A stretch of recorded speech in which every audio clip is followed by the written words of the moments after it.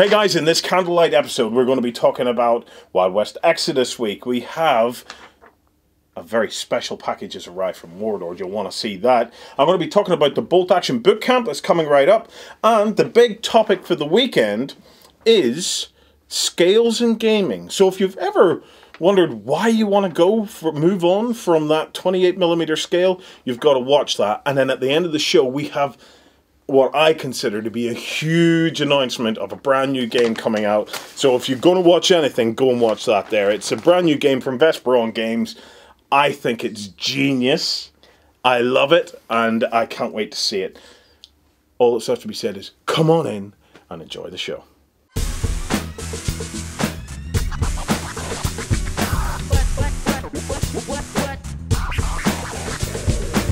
Good morning. Don't whisper. The mic's like far away. Good morning. Good morning, everybody. It's weekender time. Oh! Good morning, everybody. Yes, we have a power cut. So, what are we going to do? We're trying to film Flames of War for the win. Joined by Dave Shoulder. Which is beautiful. The lovely table.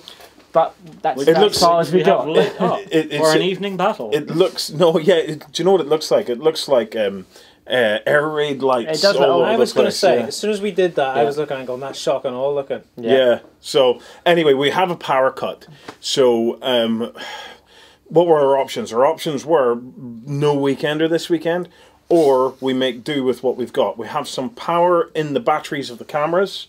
So we've stuck some cheapy candles. Lloyd, these are all fake, these candles. Well, you know, I hope you're not expecting me to put flames in and post. No. Health and safety. Yeah, just like you don't set up the sprinklers. We've got a hobby lab full of sprays of all sorts next door. Okay, so we have our health and safety candles, and we're just going to run for as long as we've got battery. And our hope is that by swapping out a couple of batteries, we'll get a Weekender and a Weekender XLBS. So apologies, we're not going to have multiple cameras. No TV screen. We don't have any TV screen. It's all going to be bare bones. Do you know what? It's going to be rustic, man. Rustic. It's old school. It's like one of those camping trips when you've only got one stove. Proper old school weekender. It's going to be like an episode of Turn 8, only without the beer. It's like YouTube from 1995. Yes. Well, when they had to film on potatoes. Actually, I don't think it existed in 1995. YouTube's only 10 years old. Is it? Yes. 2005. Yeah. How did we live without it?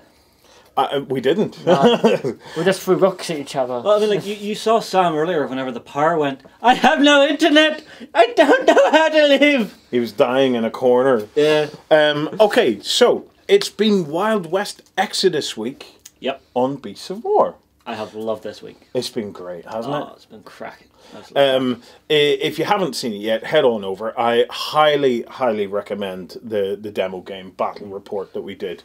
Yes. Well, who won?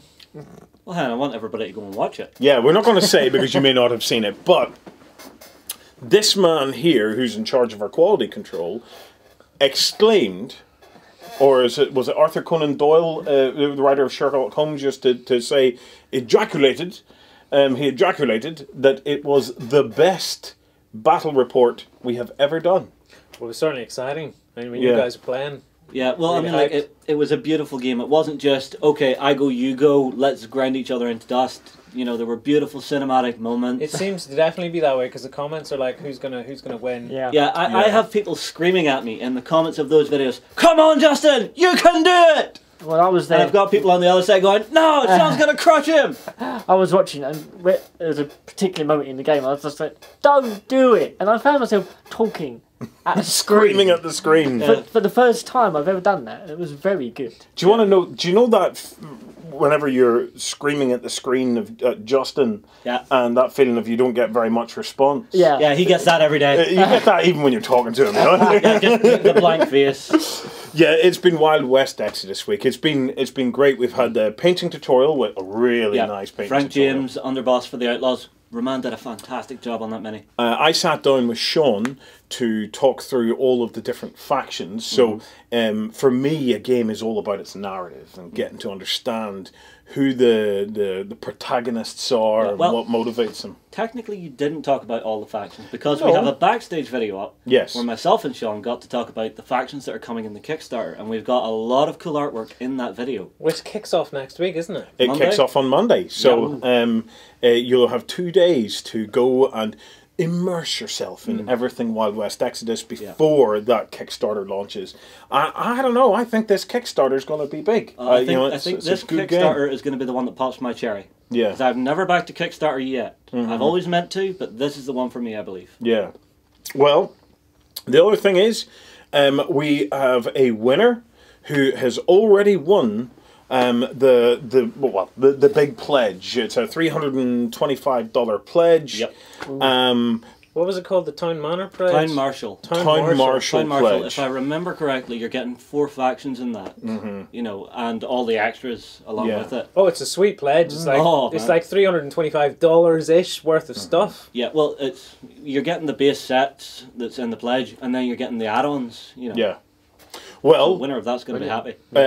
We don't know who that is yet. So, with the magic of television, the winner is on screen now. Congratulations to our winner. Ooh-wee. Now, during the week, we were also giving away $30 vouchers to spend on the store. We have 2 vouchers left. Get away! I thought we were just doing it for the days during the week. No, we have 2 extras. We have 2 extras. So, tomorrow on the Weekender XLBS, which is the extra long backstage version of this show, provided we have enough battery power to get us there.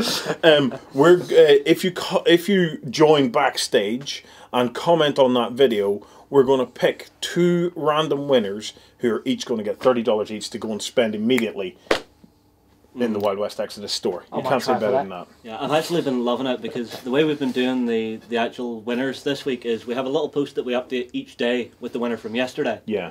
And every day, each winner has just jumped into the comments going, "Yes, I won! Here's what I'm going to get!" And rightly so. Yeah. Rightly so. I love the fact that come on and say, "This is what I'm going to get."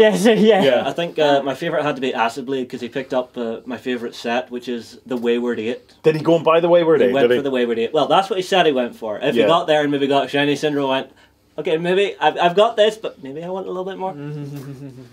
Well, guys, if you haven't already seen it, go head on over to beastsofwar.com and check out Wild West Exodus. We have a ton of stuff we're going to be covering in the show today.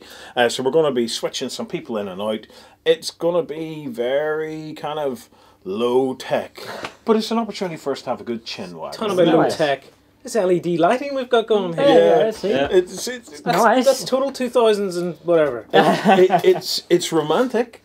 It is. You can say it's romantic. Especially across a French village. It's very nice. Okay, we're going to take a quick break. After the break, we're going to be talking about some awesomeness coming out of Warlord.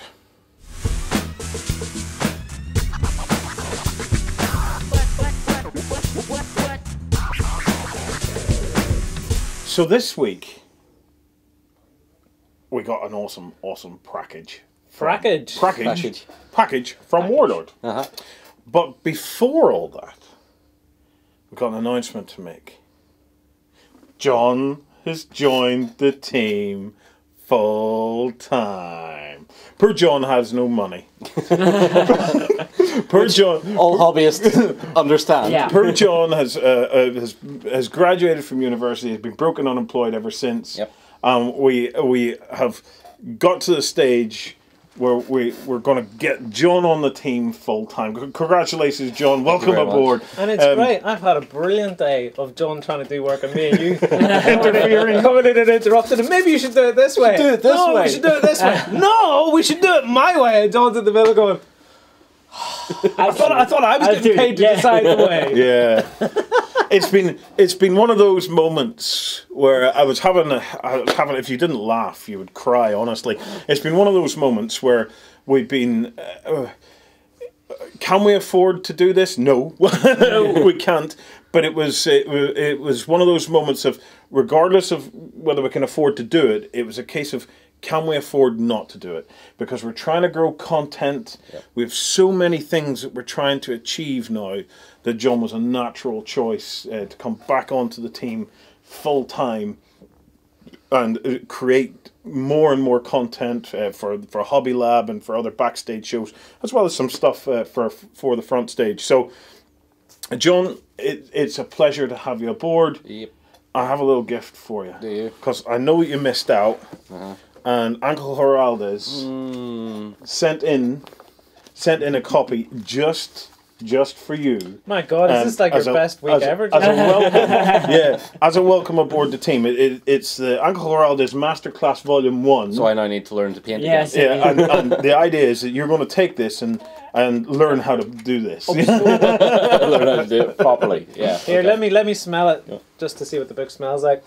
Because it's going to probably live in your toilet. I'm not going to smell it.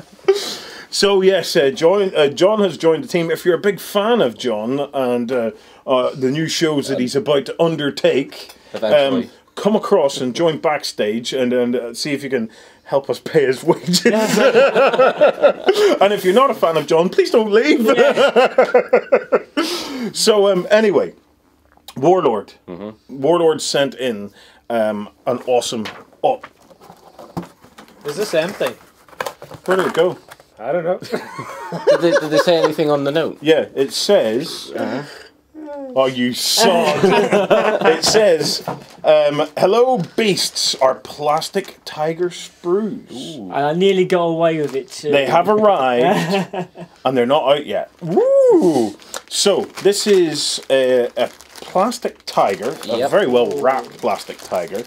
And I wanted to open this up and let our two historical experts extraordinaire get a little look at these. Who are they then?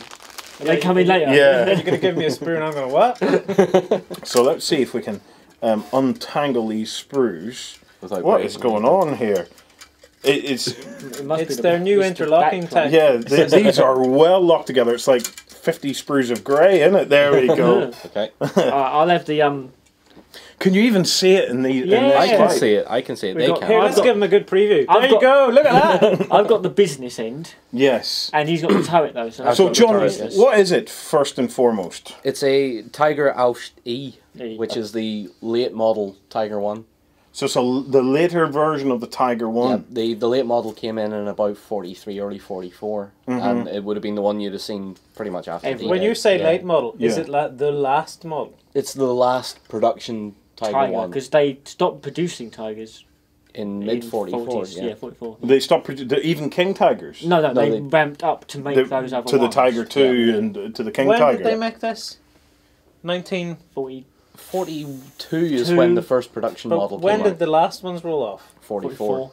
How did they even get oil? Because I was watching... There's a program that's fascinating on BBC iPlayer called Planet Oil. Yeah. Right? And there's this Scottish professor guy, and he's going back to the America where they discover oil's useful for this and that and the other. And it basically in 2 years everybody switched from using whale oil to using oil out of the ground to light their house. And boom, an industry just exploded. But it goes on to like the Allies in World War II and stuff like this, and Iraq and Iran, and basically the Roosevelt bringing in a guy, the British ambassador, and saying, that's your oil, but this is our oil, and stuff like that. It's a fascinating show, but it was saying the Germans basically ground to a halt because they just couldn't get any oil. Well, that's why they didn't have any oil. That's why they invaded Russia. Yes. And it was disastrous invasion. They diverted most of their forces just to capture the oil fields. If they hadn't have went any further, there was enough oil in Ukraine and in Romania that probably would have done them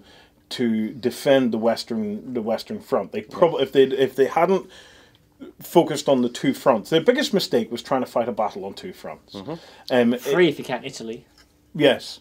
Yeah. Yes. But if they'd done that initial assault and then just tried to hold the line, rather than a resource grab over an invasion. They had enough resource there, I believe, in the Ukraine, from the point of view of like the Ukrainian was the breadbasket of the Soviet Union, as was Romania. Romania had beautiful flat lines. So from an agriculture point of view, they had great resource to come out of that. But there was also great quantities of oil in the southeast of Romania, and certainly in Ukraine, we know that there was large quantities of oil. The problem was that because they were fighting so heavily in those regions, it's difficult to get oil and to transport oil when it's all been blown to crap. Yeah, but it's a fascinating. If you've got BBC iPlayer, go and check out Planet Oil, because it talks about Churchill before World War One kicked off, and he was setting up. He realised the importance of oil because the Germans were able to get a battle cruiser to off the coast of Spain or something, and he was looking at it going, they got there twice as fast as any of our cruisers, because the British cruisers were all based on coal. Yes. Whereas the Germans by that time had switched over and they were using whatever diesel electric engines or whatever they'd made from the oil, and they were travelling along at 25 knots, and the British were travelling along at 10. Yeah. And he's like, we need to get this oil in place. Yeah. And he set up and he set up a company that the British government owned 51% of. That's handy. It's more. It's fascinating. What they ran out more quickly was tungsten. Yeah. Yes. Tungsten core shells. If we fire that at a tank, especially one that's that size. But that's the main thing they ran out of was tungsten. And that really because they had a synthetic oil. This is the Germans we're talking about. Place during the Second World War. Potatoes. They used as petrol and things like that. That's why they were making synthetic oil out of other materials that they had. Because remember, if you can generate alcohol, ethanol. You can burn it. You can run engines and stuff on it. I'm not sure how. It's certainly probably not as efficient as being able to suck it out of the ground, but you can still do it. But it's not the only natural resource. But their biggest problem was obviously getting resources out of the ground. Those natural resources, there was only a finite amount, and most of it was very difficult to get to. And the longer you mine it, the more difficult it gets. Often, because that's why Japan went to war in the first place.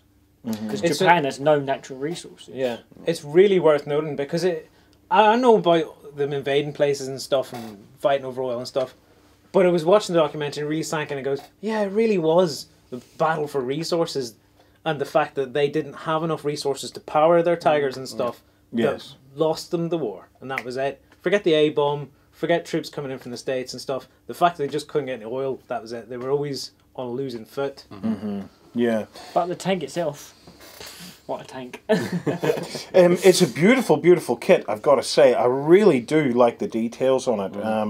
I'm looking forward. We're going to try and put this through an unboxing for you guys, so as you can actually see it up close and see a built variant, and the guys can wax lyrical about this once they've actually put one together.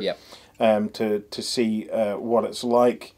Right. On the topic of Warlord, I want to mention a very quick thing about the Bolt Action Boot Camp.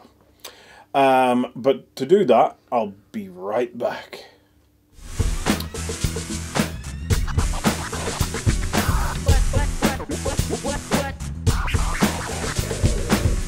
Okay, sorry about that. I needed to get my notes for this one.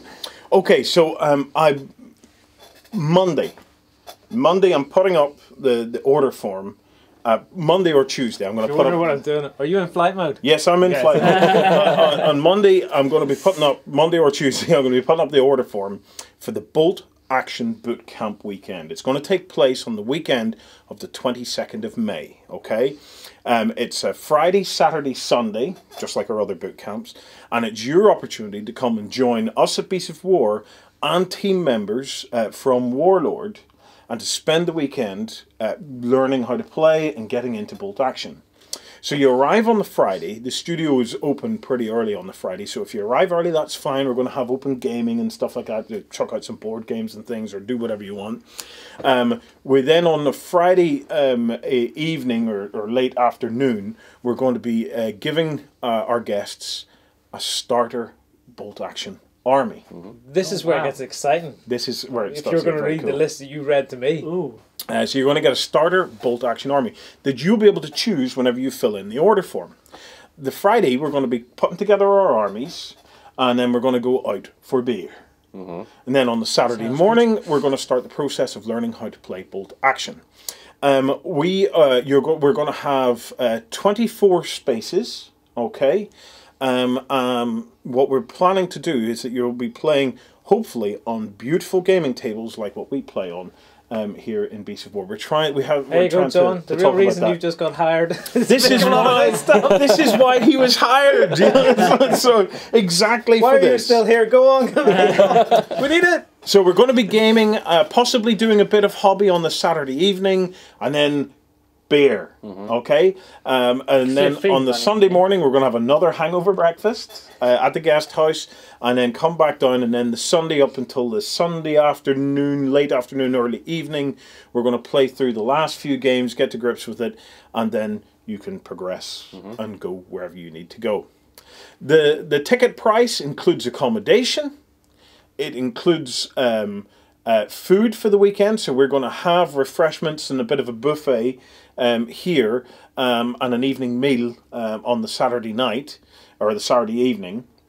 And we also have options that if you decide you want to hang around the area, we're going to have options for you to extend your stay in the guest house. So if you want to stay 1, 2, 3, 4, 5 extra days and go and visit some of the sites in and around where Beasts of War are here on the north coast of Ireland, you can absolutely do that. I heard it's very nice. We're learning from our past experiences. Yeah. Well, as soon as we wrap this up, Dave, I'm taking you to Belfast and we're going to go to the Titanic Centre. Can't wait. Dave's actually going to get to see something outside of his studio. Dave barely sees daylight when he comes to visit us. See it. All right, I had talked about basing it on Fury and stuff like that. Forget about it. Forget about it. I take it all back. I couldn't get the cinema, so I'm going back to the basics of what a boot camp is all about, okay? You get to pick an army, okay? We have the experts there to help you get to grips with your army, so it's the perfect opportunity to jump in. And now we get to the armies, okay? What do you hear this, John? I don't think you've heard these options. I haven't, no. Each guest to our boot camps is going to get a 500-point army and a piece of armor. Okay. Okay. So what's that? About 750, 800 points. Yeah, about thereabouts. points. About that, yeah. Your choice is you'll be able to go for a German army plus a Tiger 1, a Fallschirmjäger plus Panzer IV, a Waffen-SS with a Panther, or a Japanese army with the Chiha Shinhoto, or the Soviet army with a T-34-85.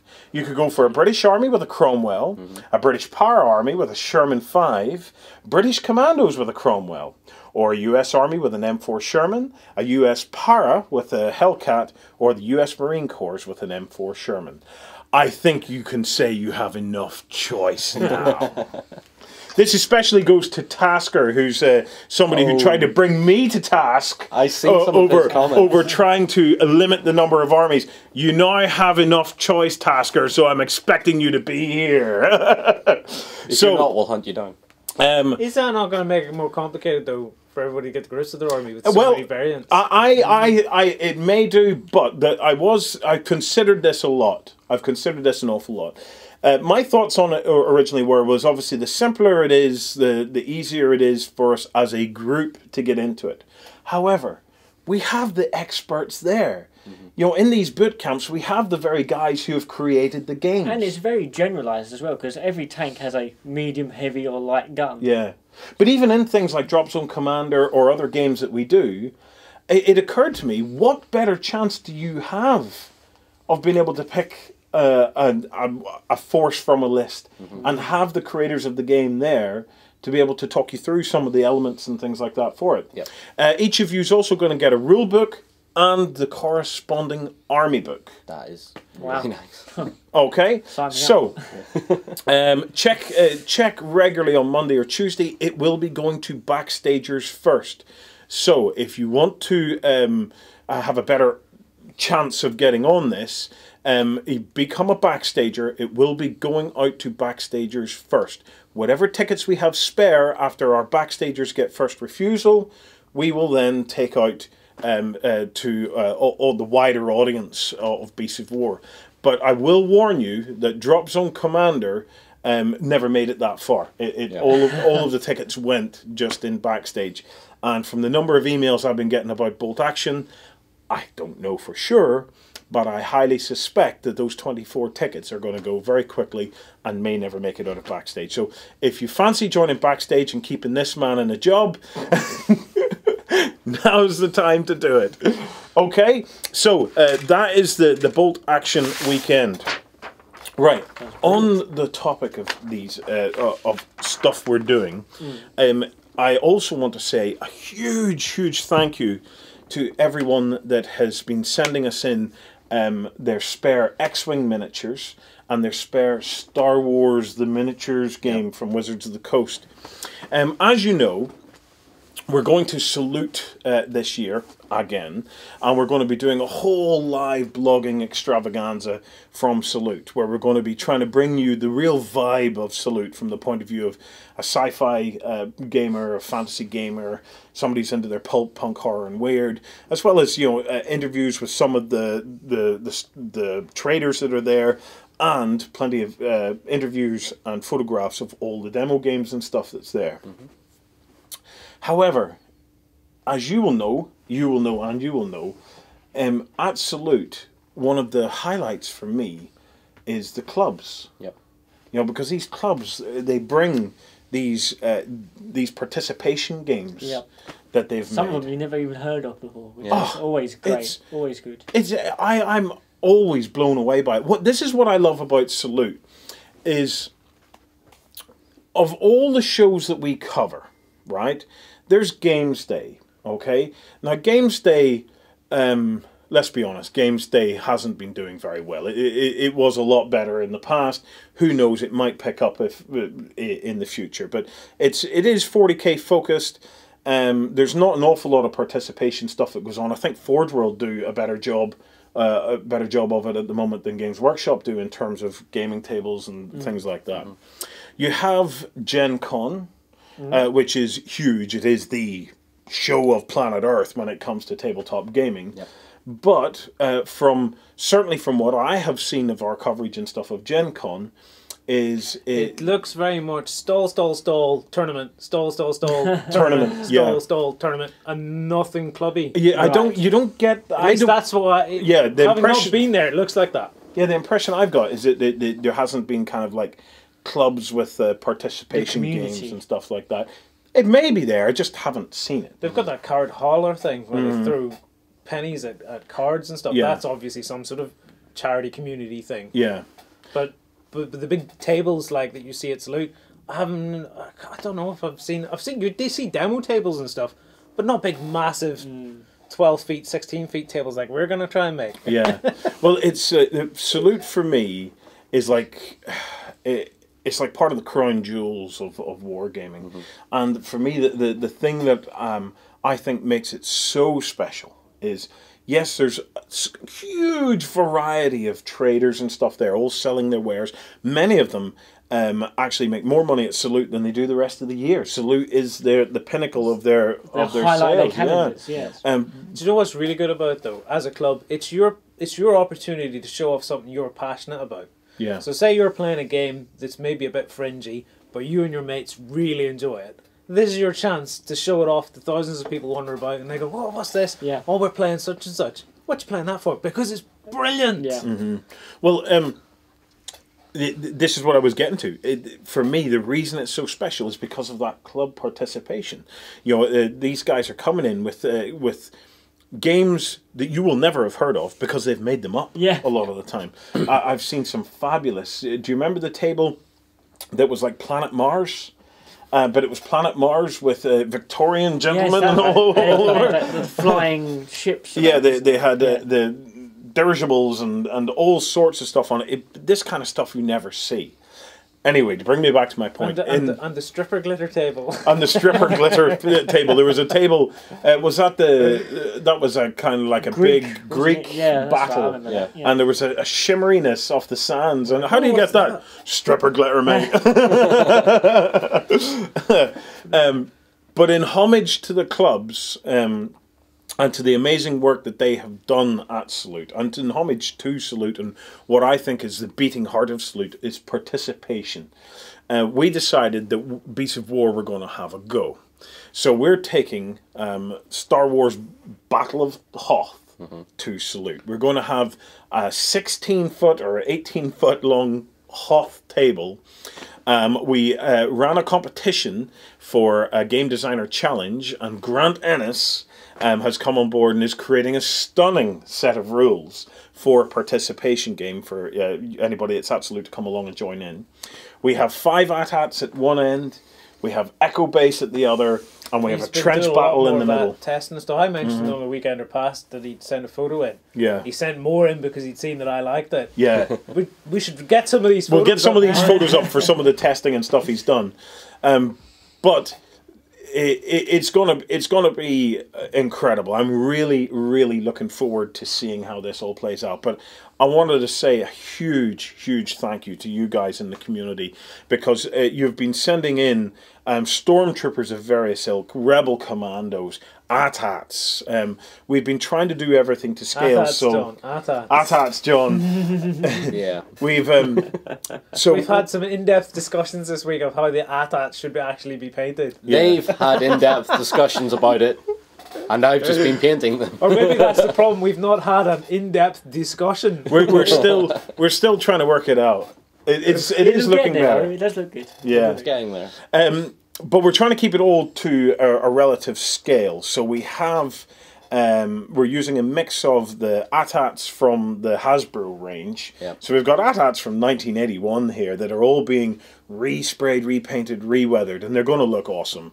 And then we have stuff from the Star Wars miniatures range, where we have loads of snow speeders, yep, ATSTs, and all the figures. And then we have the Millennium Falcon, we have an X-Wing fighter and all in there.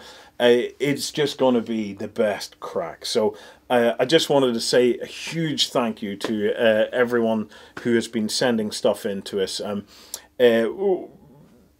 We probably have enough, but if we could get some more Stormtroopers and Rebel Commandos, it would be fantastic. It would be fantastic. And the other great thing is we have the Wampa in there as well. So we have a Wampa who's going to roam around and chew people up. So it's get your lightsabers out and start hacking them apart. It's going to be great crack. The other thing we did was we announced that we were going to be doing a lot more Star Wars coverage. So we have some X-Wing coverage and all that we're working up. And I wanted to say a huge thank you, because we've had a number of community members who have actually sent us some X-Wing stuff for us to be able to use to make this coverage and these battle reports with. They've sent us in some X-Wing stuff, because it's actually quite hard for us to find. There's an example. This early X-Wing stuff. Of people engaged in their game and go, yeah, this is awesome, I want to show this off to the world. Why are not more people playing this? Yeah. I'm going to send this in, because then more people play it and I'll be even happier. Yeah. Well, we're looking forward to it. We have some really interesting plans for X-Wing, the miniatures game, and who knows, maybe shortly we'll be looking at some stuff on Imperial Assault and do you know what's even better about it? It's all pre-painted, John. Yes. It's all pre-painted. Yes, it is. But not all of it. No. I have itty bitty AT-ATs. I know. I've seen those. Those tiny little AT-ATs. Yeah. Okay, guys, we're going to take a very quick break. After the break, we're going to bring Sam in, and we're going to talk a little bit about Flames of War for the Win. And our main topic of the morning is the journey through scales of wargaming. John, thank you very much. Yeah. Welcome aboard, kiddo. It's going to be fun. We'll be right back after this.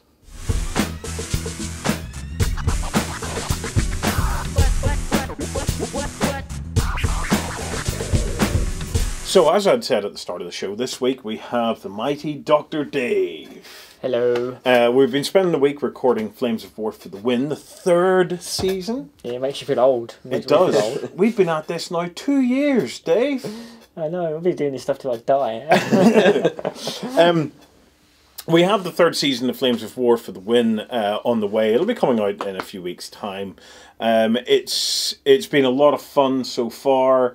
We're not finished filming yet, and then we're hoping to get together again in a few months' time to film the second half of that season. So it's a season, at this moment in time, we think a season is going to be in 2 halves with a kind of a bit of a season break in the middle. That allows us to film a season, dialogue with you guys in the community, get some feedback and stuff like that there, and then all of that feedback comes in, and myself, Dave, and the producer. The producer, yes. The producer, Bothy.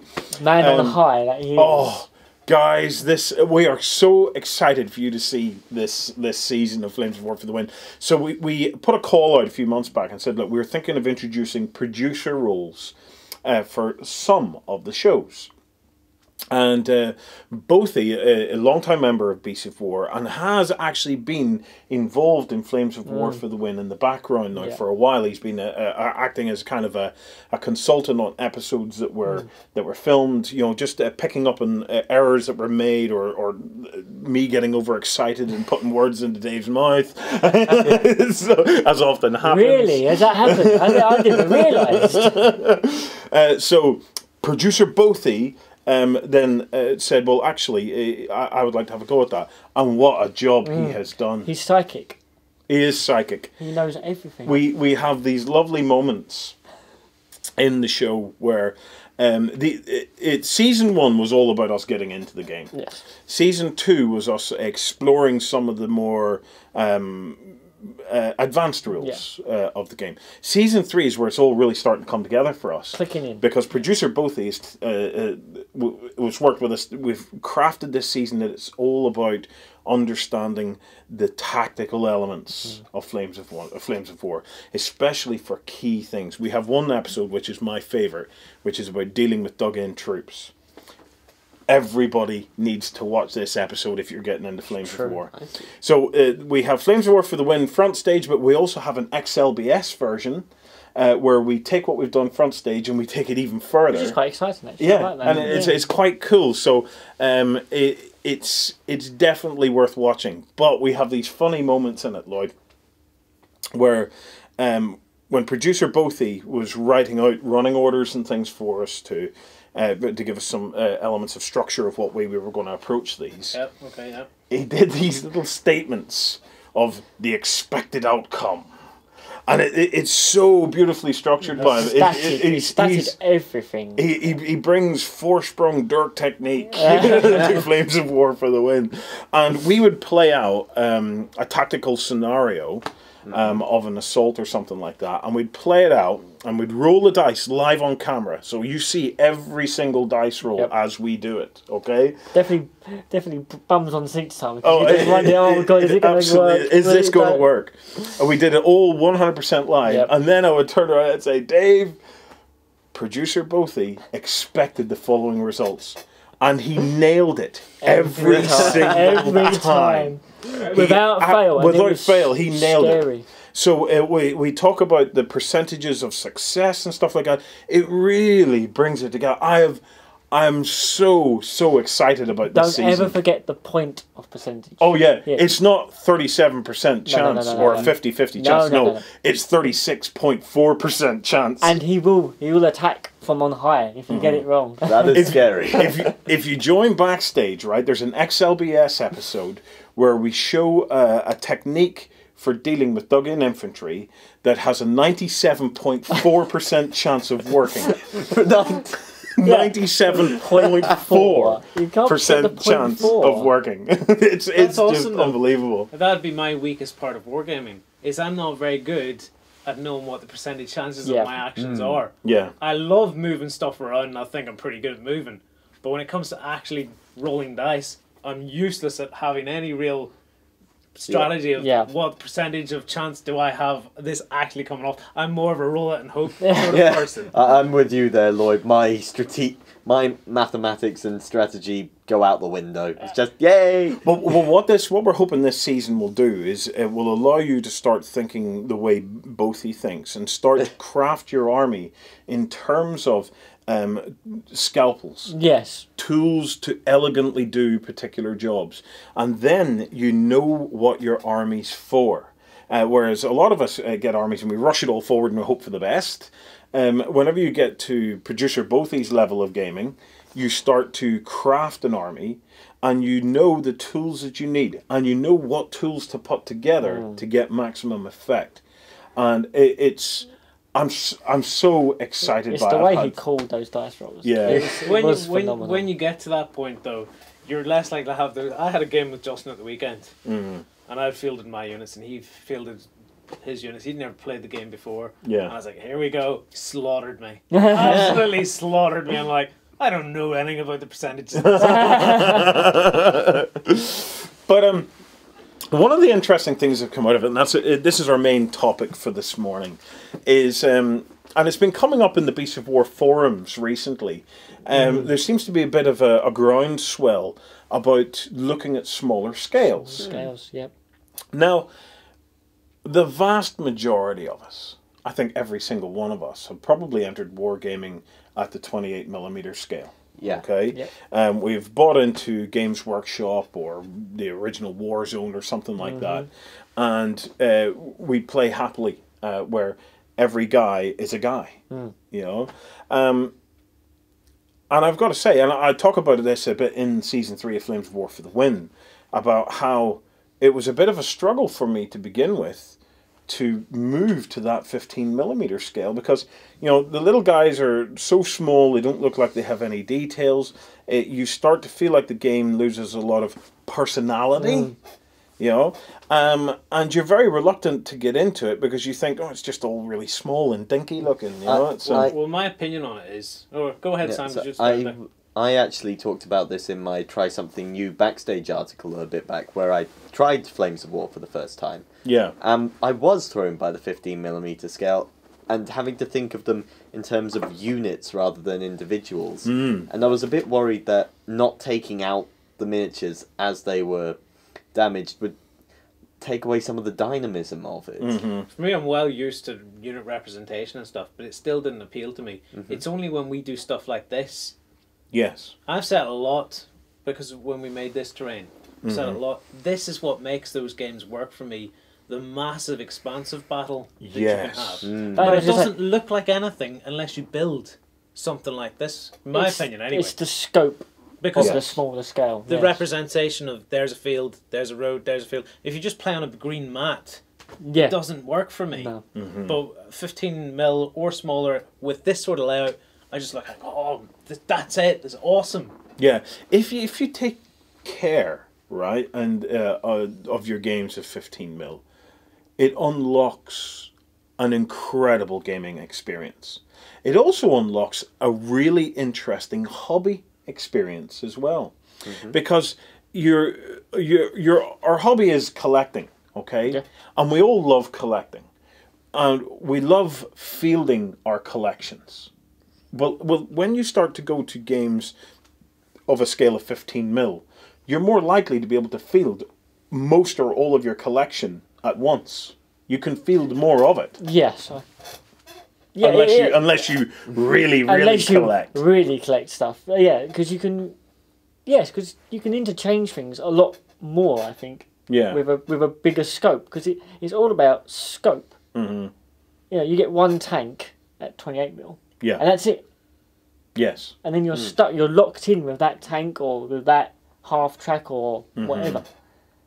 With a smaller scale, you've got so much more to deal with. When you've got scales like this, for example, in front of us, I can see lots of tanks. Yeah. Yes. Right? Whereas if you're playing at 28mm and say you've only 2 tanks and your opponent has 2 tanks, once you're a tank down, you're sitting thinking, I'm losing. Your mind's going on losing. But if you have 6 tanks and you lose one, you still think, that's just the way the battle goes. Yeah. Now, you can still do big battles at 28mm scale. Yeah. But it takes more to do. Yes, and you run out of space on your gaming table very quickly. Yeah, if you want a really epic 28mm scale battle, you have to take up pretty much the whole of a hall. Well, you do, because there are key warfare tactics like outflanking and things like that. That if you're playing at a big scale on a table and you have a lot of stuff on the table, that things like outflanking and stuff like that start to become very difficult to do because you don't have the space to execute the things you want to do. So I've got to say, from a gaming perspective, this is something very, very worth trying. And what's happening on our forums at the moment is people are now wanting to take it further. I've been talking, I know Commodore Rob, one of our community members, is very, very keen to start seeing us look at a 6mm scale. Okay. Now, 6mm scale has been around for a long time. Yes. 6mm scale. There's a wonderful company called Vouchers that do 6mm Napoleonics. Now, Napoleonics is something that is very close to my heart. Let me rephrase that. Waterloo is something that's very close to my heart. That one battle. I have a passion for the Battle of Waterloo. I don't necessarily have a passion for the whole of Napoleonics. That may happen over time, but you've probably heard me in Weekenders Past in Studio One where I just totally go off on one on Waterloo. One of the things about Waterloo is that there was 250,000 men fought at Waterloo. Lots and lots of countries as well. Over a large, expansive battlefield. And in order to fight that battle from the general point of view, so from Napoleon and from Wellington's point of view, you really do have to start going down in scale in order to do a representation of that.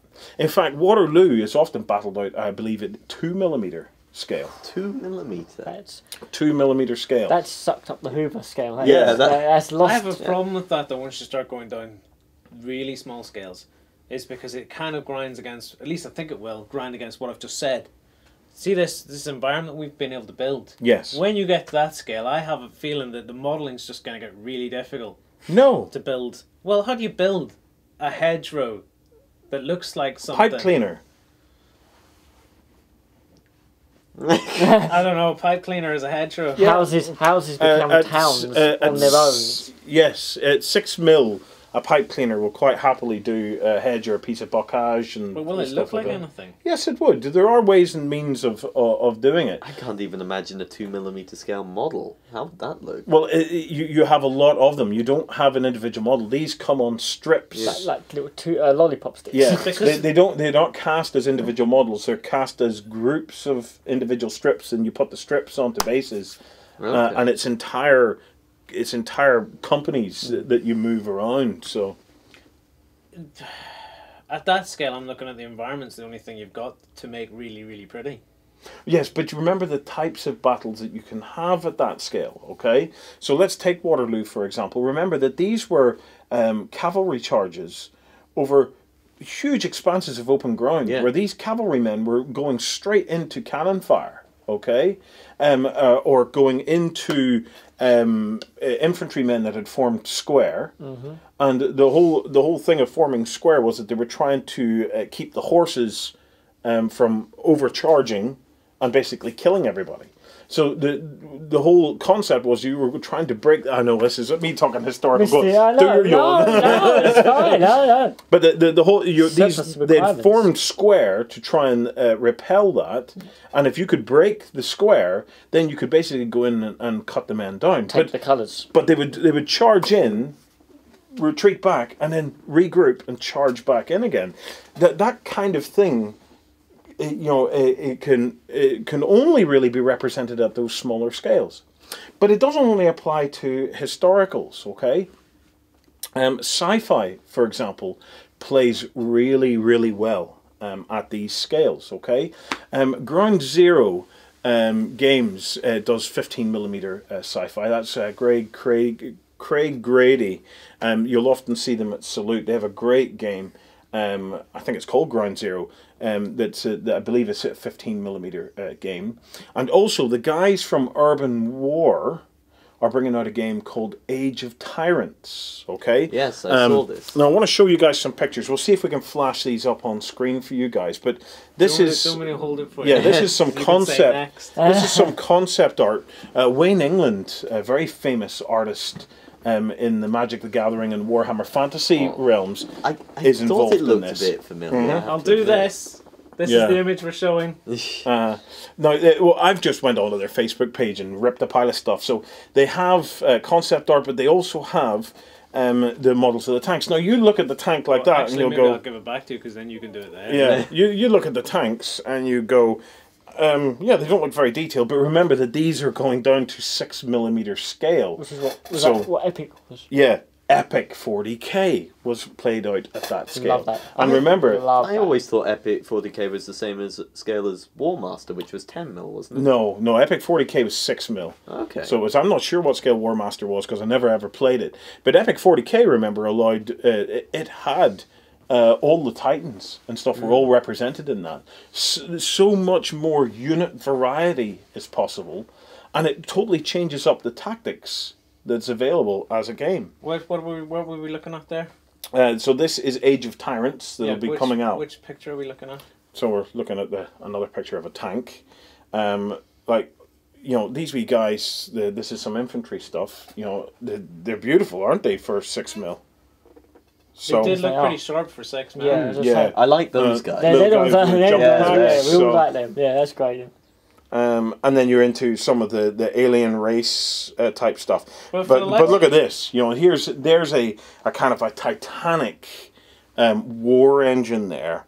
And that kind of thing is only possible at 6mm to get that kind of scale on the battlefield where you have these war engines, and that is what takes us right back to that piece of art. This is a very Roman legion-esque kind of army that's being represented here. You can see them with their shields and stuff like that there. It feels like the Romans that are coming in with their siege engines. It's funny, it's incredible. That big thing, it's got a very industrial look to it. It kind of reminds me of what I always imagined the sandhoppers from Dune to look like. Yes. Yeah, just those massive things looming over everything else. So, but for sci-fi that works because you could have massive vehicles. Yeah. I wouldn't want to play World War II at 6mm because everything would be tiny, including the biggest tanks would be tiny. No, not necessarily. Well, but you could then play with huge tank squadrons. And you could play out things like a portion of the Battle of the Bulge and stuff like that.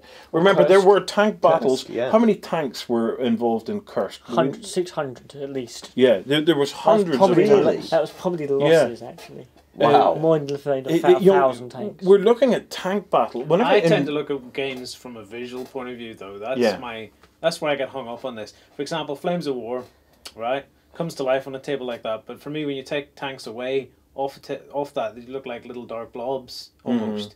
Apart from Dave's finish, which look amazing. Yes. I love the colour scheme he uses for those. They're very bright. I like them. But then they look amazing when you put them on the likes of that snow table. Yes. All the tanks just pop. Yeah. Well, it's one of those things, you know. I am now becoming a scale convert. I am much more likely now, as a result of our journey into Flames of War, to step up and say yes. I would like to try that game and not be concerned about the scale of it, because I understand that scale is a part of the vision of the game creator. They get a scale in mind because they have a vision for the type of engagement they're going to have. Scale is relative. Yes. Size matters, apparently. Well. So, you know, I suppose it's a kind of thing of what would it take to convince you to try a different scale, and what scale would it likely be? For me, I think two of the easiest options for doing a scale jump is Flames of War, because it's a fabulous game, fabulously supported, and you know, it does look amazing on the tabletop. The other one is definitely Drop Zone Commander. Ah, yeah. You know, Drop Zone Commander comes out of the box looking amazing. It's the perfect scale for the perfect size engagements. What's that, 10mm? Yeah, 10mm. Okay, 10mm. And it is a wonderful, wonderful science fiction game for you to try. No, it's funny you say that, because my first attempt with a new scale game was Dystopian Wars a few years back. Yes. I mean, what scale is that? 1/1200. Dave is a huge fan of Dystopian Wars. 1 to 1/1200, yeah. I should bring in my Kingdom of Britannia fleet for you. Flatten it with my Danish. But you have a look at Dystopian Wars, because Dystopian Wars is going to be another example. It's at a scale so small that there are no infantry. No, it's it's dice representing battalions. That's where Dystopian Legion fills that gap. Yes. Yeah, because it goes 28mm. It's where space games come in as well. Yes. The likes of Firestorm Armada. And the new Halo game and stuff, yeah. They're always going to be played at them sort of small scales because that just works. Yes. But that all stems from the guys who did all the Battleship Warfare. Yes, it's the direct. It's again, Commodore Rob is one of our community members, is an expert in this area. We've seen him run a battleship based game, a ship, naval fleet game. At Salute, and it's only possible to do the tactical aspects of naval warfare when you bring the scales down, because they're done by thousands and thousands of yards. Yes, it's impossible to get that without. If you have a big ship like that, the other ship will be right down the road. Yeah. Last year at Salute, you mentioned Drop Zone Commander. Didn't they bring one of the massive orbital drop ships that was at scale to the ships in the game? It was scaled to 10mm, which made it about 7 feet long. I saw it. And it was filled with, I believe, either 100 or 200 drop ships, and the drop ships were filled with 400 troop transports. Yes. And the beauty of it is, of the new space game that's coming out of Hawk War Games, that's the smallest ship in the game. Oh, I can't wait to see this. Scale is relative. Yeah. So, it's something we're going to be looking more at. I'm certainly very much considering 6mm now for Waterloo. I want to try and do something Waterloo this year. I really, really want to go to the reenactment of the battle. I can't believe I'm saying this. I You're really not the only one who can't believe if I can't get to that, I was thinking of having a kind of a Waterloo weekend here at Beasts of War. To do it effectively, you'd need a fly. Yeah. Anyway, scale goes the other way.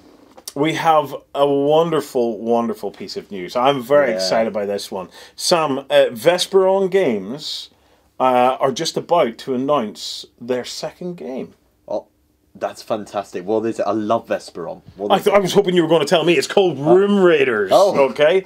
Now, what this is they're I believe they're going to go to Kickstarter with this, and it's such a cute. It's such a cute concept. Right. Oh yes, I remember you were talking with David Esbury about this. So what it is, Room Raiders is 1-to-1 scale. 1-to-1. We don't mean that 1-to-1 scale paintball and mech stuff that Justin's obsessed with. 1-to-1.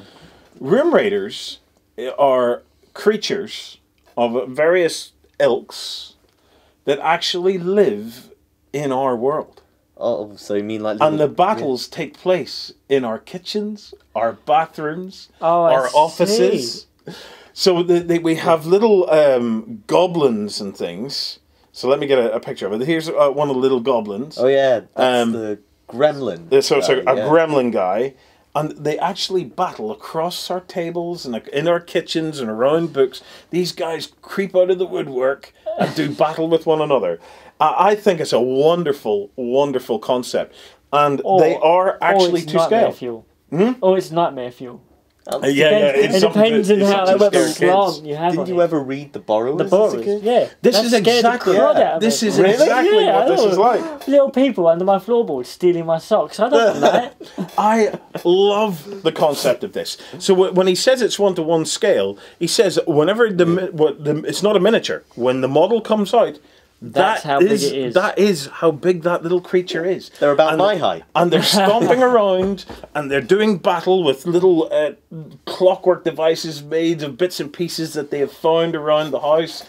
I just think it's absolutely adorable. So you like to set out your dining room table with some cups and saucers and just fight around them? Exactly.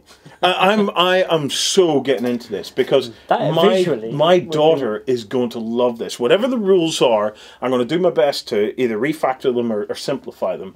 I'm going to get these things. I'm going to get them painted up, and I'm going to play with my little girl with this because I think her and my son, who's now 2 and starting to get into that age, are gonna freak out when I say these little guys they're fighting in your bedroom tonight. So we'll set up a corner of the bedroom, and I'll show them how they fight and how they move around. You don't want them to sleep ever again. No, I want them to be as absolutely scared witless as me and you were as kids. You know? You see, that is the perfect counterpoint to Vesper-On's other game, Carnivale, which is also very heavy on terrain, but it very specialised terrain. Whereas this, you just need stuff that's been lying around your kitchen. There's no terrain to buy for this game. If ever there was a game that was pitched at everyone, it's got to be this. Apparently, they're designing the models to try and make them that they have as little assembly as possible. Okay. They are so characterful. They're not miniatures, because they're models. They are 1-to-1 scale models of the creatures that are battling for control of your home. We've got the perfect setting and lighting and everything for it. It's like, tell us the story of I don't think it's ever been done before. I have never heard of this concept before. It might be out there. If it is, put it in the comments below. But I was just, whenever I heard it, it took a second, and I went, oh, wow. It's like every 8-year-old... It's like a war game version of Morph. Do you know what it's like? It reminds me of Arthur and the Invisibles. A movie my daughter absolutely loves. It has shades of kind of the Spiderwick Chronicles about it, and it certainly has the whole borrowers thing going on. I just love the fact that I'll build up these armies, and I'll be able to sit down with my kids. Even my other half will jump at this game, because what is there to do? You throw a few books or something down on the floor of your sitting room, and these guys, they come out and they start doing battle with each other, and there's a built-in kind of campaign to the whole thing of you battling in each room. And the rooms will gradually be taken over by these particular sects of these little creatures. That sounds really insidious. Yeah, and some of them... You're freaking out over this. It's a little bit creepy. Some of them will basically turn your house into a dusty wreck.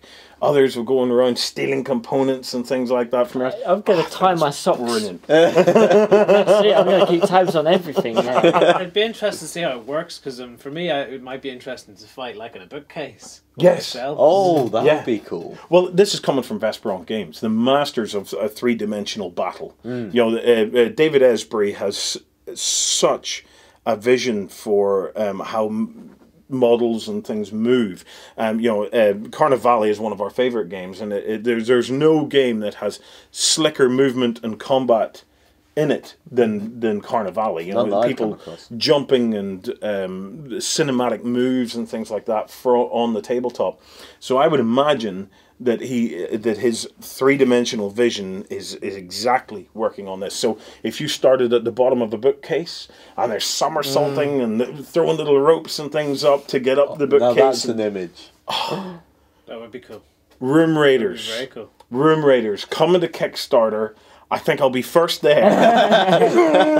Because then you don't need... You said throw some books on the floor, and I immediately thought, why would you do that? Just leave them on the shelf. Yeah. Play on the shelf. Yeah, they can play anywhere. I just think genius. Right, I see a battery warning light going on here. We're going to call it. Look, guys, thank you so much for spending the morning with us. Tomorrow morning we're going to have, depending on battery power here, we're going to have an XLBS of some length. We're going to have an XLBS of some length, where we're going to be talking, hopefully, about a thing that I received in the post that I had never seen before. We're going to talk at some length about the AT-ATs and the prepping of the AT-ATs for Salute. We're going to be talking about the boot camp gaming tables and how we've been approaching creating the gaming tables for boot camp. There's also some rumblings of Salute maybe not taking place at the Excel Centre next year. We're going to have a little bit of a chinwag about that. And remember, if you join Backstage, not only do you support John Lyons and keeping him a job, but you have an opportunity, if you comment on tomorrow's XLBS, to win one of two $30 vouchers to spend immediately on the Wild West Exodus store. Good. Nice. Yeah. Can't say fairer than that. What a cool way if you win it to round out the week. Oh, Yeah. Good end to Look, the week. guys, once again, thank you so much for joining us. We hope you've enjoyed joining us by candlelight. We're hoping at some point we might get some power on in here. So until next week, have some fabulous gaming.